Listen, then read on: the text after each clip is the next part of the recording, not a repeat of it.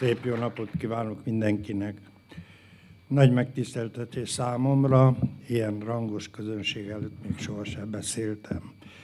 Hát röviden szeretnék egy néhány szót szólani, miként is van az a népdalok nyomában. Előlegként szeretnék bemutatni 3 kislányt, Lészpedről, Moldvából, az anyjukkal együtt énekelnek. Mind a 2 kislány árva apa részről, a másiknak azelőtt halt meg az édesanyja, épp ezért könnyezve énekeli a 3 árva balladát. Utána pedig egy mezőségi visai asszony, egy török időkből való panaszló rab éneket fog elénekelni. Utána majd még egy néhány szót fog szólani, főleg a mezőségről. Kaszalimba van egy nyírfa, annak vagyon 3 ága, 3 ágán 3 páva, az alatt ül 3 árva. Mára mentek 3 árva, menjünk hosszú útra, hányódásra, egyik ajtóról a másra. Gyertek vissza 3 árva, adjak néktek 3 vesszőt, 3 vesszőt, aranyvesszőt, menjetek Bétemetőbe. Csapintsatok a borsóra, Kájen, édesanyám, Kájen, édesanyám, már elszakadt a gyászruhám. Nem kelhetek, édes fiam, már befogadt a földmuha. Néktek vagyon mostohátok, aki fejért adréjátok. Mikor fejért adréjátok, vérvel habzik a hátatok. Mikor fejetek fősülni, felállóját minkítéti. A legkisebb az kiáltsa, vegyétek ki a szívemet, s a májamat, tegyétek birisztányírva. Tegyétek olyas postára, küldjék be Galíciába, tegyék fel az árkapura, vegyem példát minden róla, hogy milyen az árva dolga. Amott kerekedik egy fekete felhő, az alatt repül egy fekete holló. Szállj le,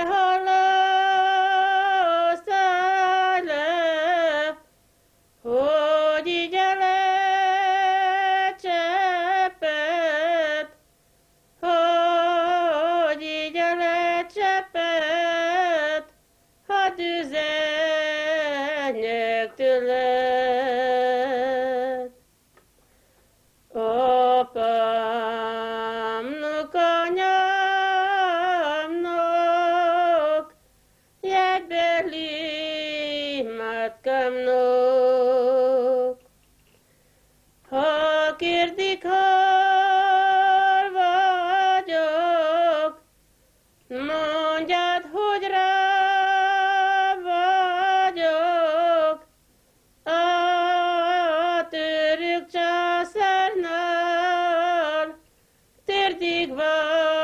vasban vagyok. A török császárnál térdig vasban vagyok. Megunta két kezem, hírharangot húzni, megunta két lábam, vasbilincset nyomni. Megunta két fülem,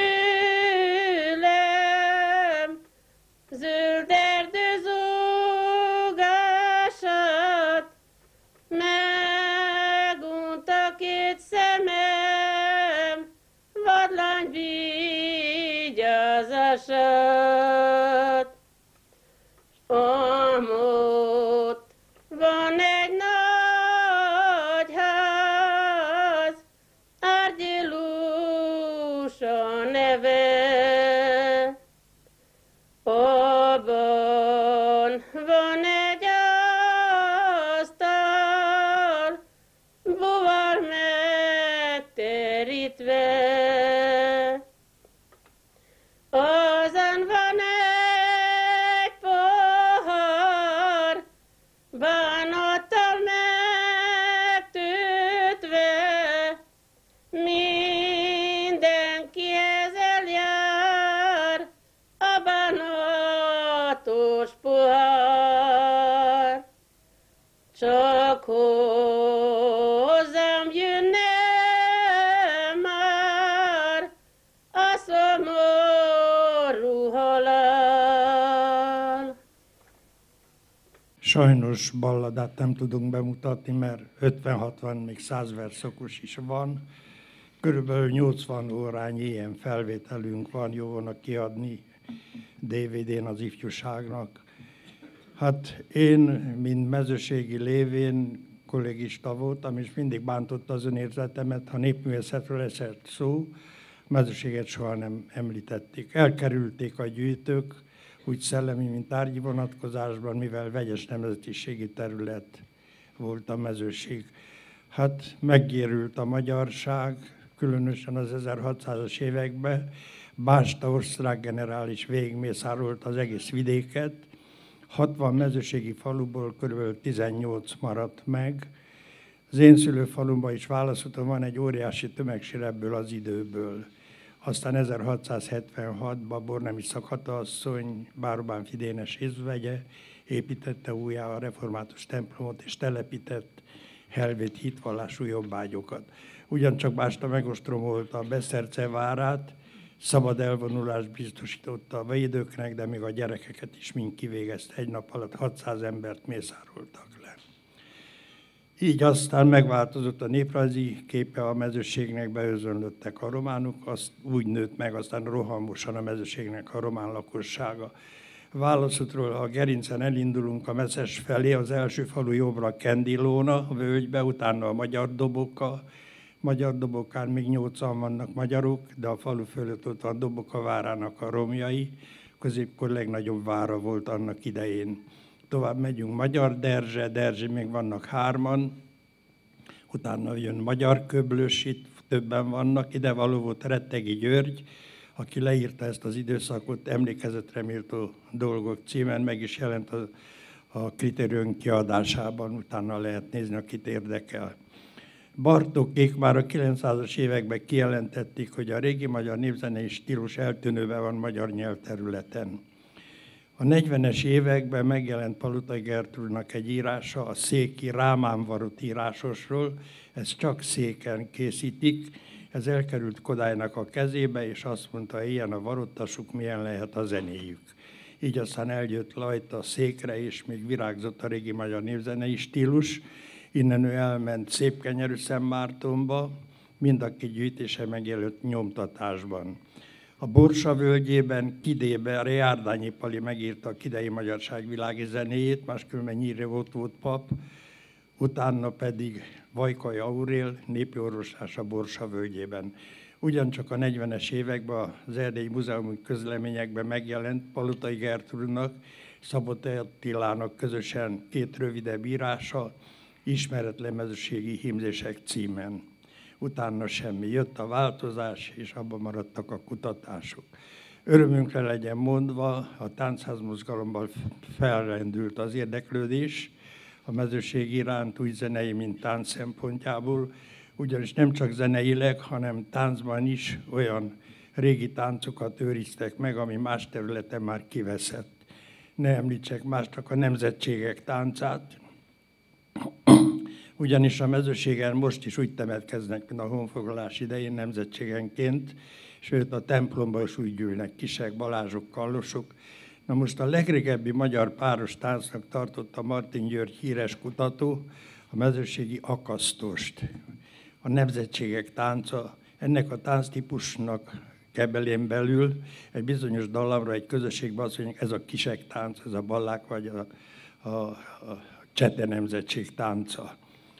Na most érdekes, mert Bartókék annak idején Székelyföldről is került elő ilyen dallamtípus, ők jajnótának nevezték, ugyanis dupla 8-as sorokból tevődnek össze a dallamsorok, ami elég nagy dallamokat hoz létre, és a legérdekesebb, hogy ezek a dallamok minden esetben valami programzenéhez fűződnek, vagy katonakísérő, vagy nemzetségek tánca, vagy lakodalmas. Legtöbb ilyen dallam Székről és Szék környékéről került elő az északmezőségi falvakból. Na most Varutta szempontjából is itt én hoztam egy néhány darabot ízelítőnek, de akit érdekel, válaszúton meg lehet nézni, 8 terem van berendezve, kb. 600 párnahúzatunk van, szebbnél szebbek, jó van ezt is feldolgozni. Hát a Magyar Minisztérium jóvoltából, Balogh Zoltán jóvoltából most a jövő héten szerdán bemutatunk egy 20 CD-ből álló sorozatot, erre kaptunk támogatást a minisztériumból. Előkészületben pedig 500 ballada fog megjelenni a következő évben hangzó kísérettel, ami megjelent az Elfogyott rég, habár elég sok példányszámba, úgyhogy reméljük, hogy lesz rá erre is igény. Valószínű jövőre meg fog ez is jelenni. Most előkészületben van a nyomdában. Hát sok mindent lehetne beszélni a mezőségről, az idő rövidsége miatt, azonban a viseletet se ismerik jóformán. Olyan darab került elő például férfi hímzésként, férfi melyre való, fehér-fehér átítás, nem is tudtak róla a néprajzosok. A motívum anyaga teljesen egyezik a honfoglaláskori palmetták és tarsőlemezek motívumával. Vagy másik a mezőségi írásos, amit szintén nem ismernek, de egy szövéstechnika, amit az első darabot Hofer Tamás hozott szülőfalumból a múzeumnak, Fél Edith, a híres textil szakértő, akkor még ért, és azonnal írt, hogy nem tudták, hogy a magyaroknál ez megvan, és már a Krisztus előtti 4. évszázadból ismeretes ez a technika. Az északmezőségi falvakban borzasnak mondják. Ezt nem csak pamutból szövik, párnahúzatokat, abroszokat, hanem gyapjúból is. Ugyanis sok jót tartottak a mezőségen, és ugye a gyapjúhoz könnyebben hozzáfértek, szerintem a kender előtt már jóval gyapjúval dolgoztak, szőttek, úgyhogy gyönyörű darabok vannak, abroszok, lepedők, meg nem csak szőttes, hanem varuttas is. Egy kis darabot hoztam ide mutatóba, mert elég nagy helyet foglalnak el ezek a darabok. Most én 4 területen gyűjtöttem főleg, az északmezőségi falvak, Kalotaszegnek a Nádasmenti falvai, ez 7 falu, de ide tartozik még egy falu a Kajántó völgyéből, Kajántó, aztán a Gyimesvölgyi csángoknál és a moldvai csángoknál. Rengeteg új anyag került elő, nem csak dallamok szempontjából, hanem balladák is, eddig ismeretlen balladák. Nem is akarom említeni, akit érdekel, majd nézem bele a balladák könyvébe, vagy majd megveszik a következő kötetet. Sokat nem akarok magyarázni, inkább hallgassunk még meg valamit. A következő egy magyar szováti asszony fog énekelni egy szerelmi dalt. Hát a leggazdagabb díszítéssel a szovátiak énekelnek. Annyit még Szovátról, hogy a nyelvjárása is nagyon különleges, ott van egy ilyen vonulat, a nyelvészek 3 faluról tudtak, hogy ez a nyelvjárás van használatban. Egyes betűket úgy ejtenek, mint a moldvaiak, kutya, csúk, gyermek, magyar. És ennek fő helye egyik Szovát. 2 részre tagolódik a falu, alsó Szovát, felső Szovát. Felső szovátiak azok unitárusok és nemesek voltak, az alsó szovátiak reformátusok és jobbágyok. A leggazdagabb zenei hagyomány innen került elő, a Székinél is gazdagabb dallamok és szövegek.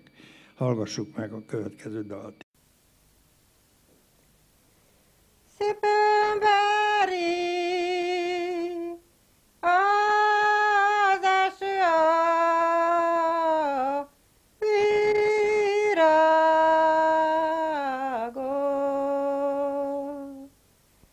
Szépen veri az eső a virágot.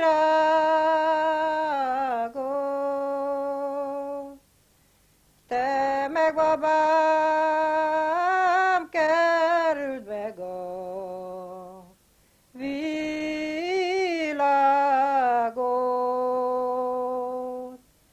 Te meg babám kerüld meg a világot. S kerüld meg ezt a világot, kerekes.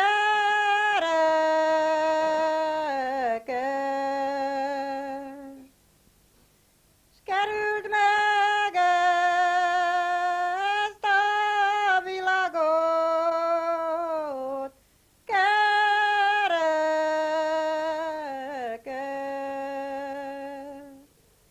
S mert nem voltál hű szerető, sose.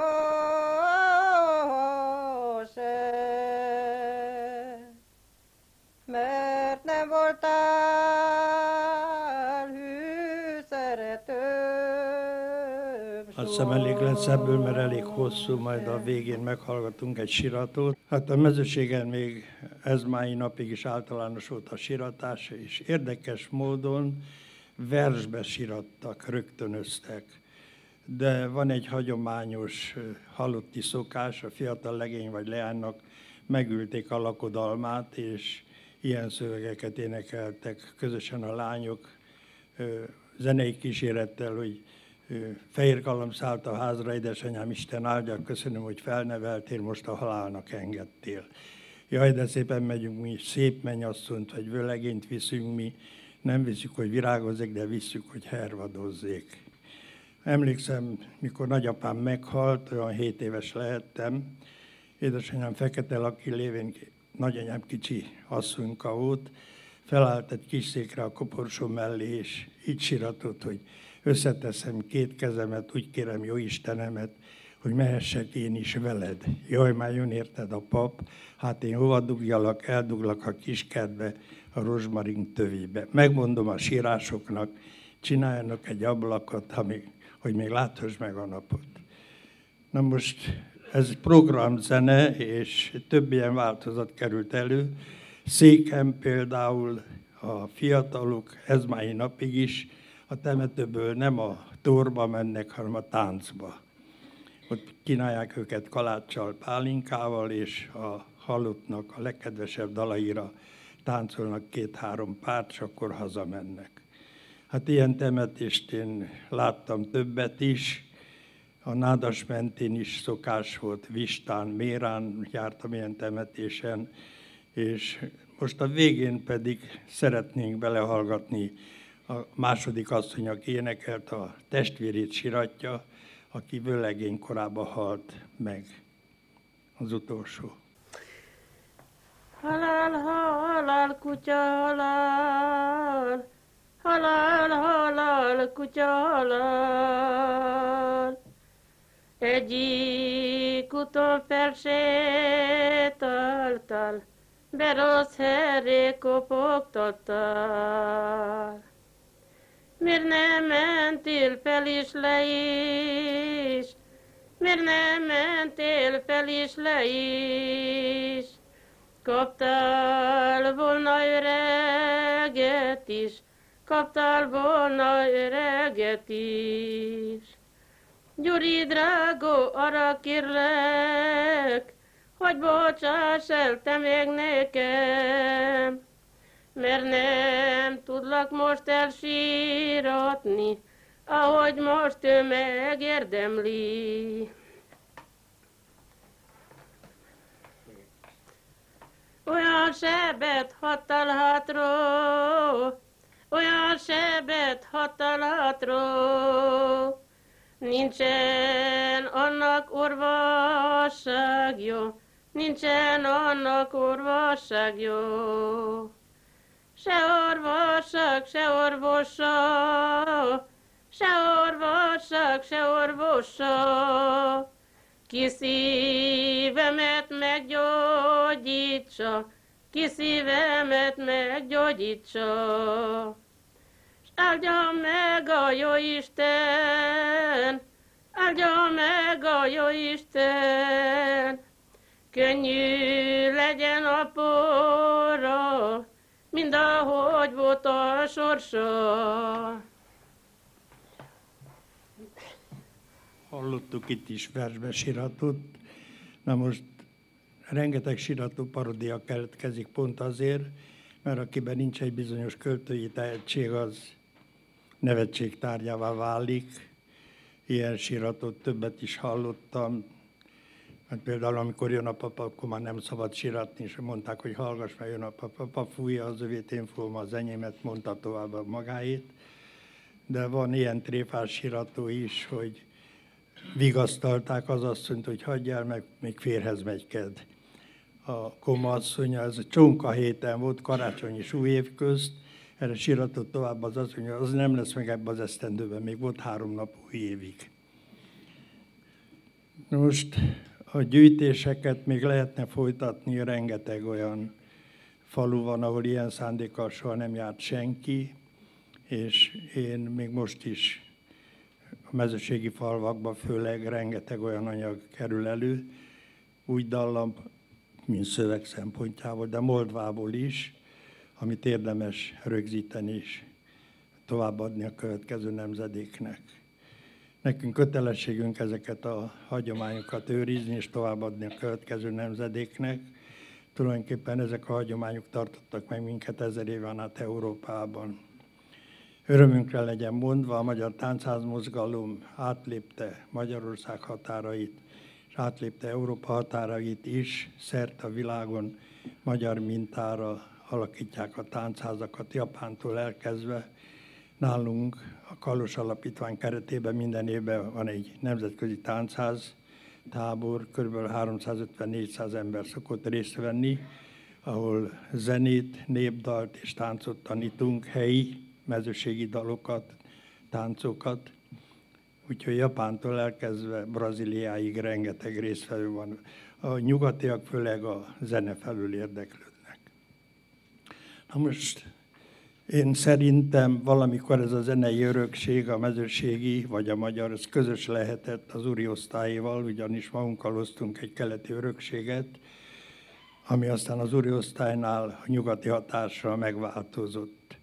Nem véletlen az, hogy Székről Lajta ilyet gyűjtött, hogy Rákóczi keservesse, vagy Válaszúton Boncidan ilyen maradt meg, hogy Rákóczi ritka magyar tánca, legényes tánca, vagy Betlenből gyűjtött ilyet Jagamas János, volt folklórtanárom, aki Kodály Bartók tanítvány volt, a Bánfiak, a Bánfi arisztokrata osztály lassú tánca.